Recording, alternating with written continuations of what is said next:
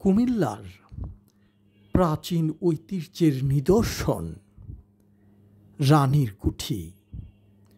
এটি কুমিল্লা শহরের প্রাণকেন্দ্রে ধর্মসাগরের উত্তর পারে ত্রিপুরা রাজবংশের নির্মিত একটি বিশ্রামাগার।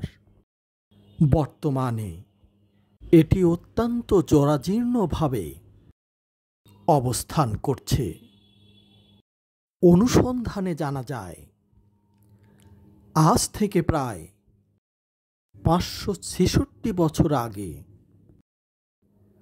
1458 খ্রিস্টাব্দে ভারতের ত্রিপুরা রাজ্যের মহারাজা ধর্মমাণিক্য বাহাদুর কুমিল্লা শহরের বাদুরতলা, কান্দিরপাড়, শহীদ ধীরেন্দ্রনাথ দত্ত স্টেডিয়াম ও নগর উদ্যানের মধ্যবর্তী স্থানে 23.18 একর জায়গা নিয়ে শহরবাসীর পানি সংকট মেটাতে দিঘি খনন করেন। তার নাম অনুসারে এই দিঘির নামকরণ করা হয় ধর্মসাগর।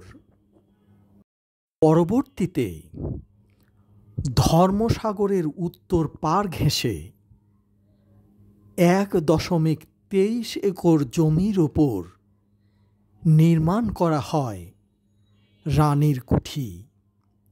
এটি তদানীন্তন ত্রিপুরার মহারাজা মাণিক্য কিশোর বাহাদুরের স্ত্রী বাসভবন হিসাবে ব্যবহার করে এসেছেন।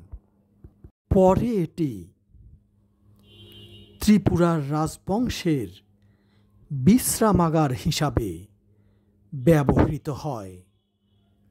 তবে প্রমাণ আছে যে এই বাড়িটি মহারাজা উদয় মাণিক্যের নির্দেশে নির্মিত হয়েছিল।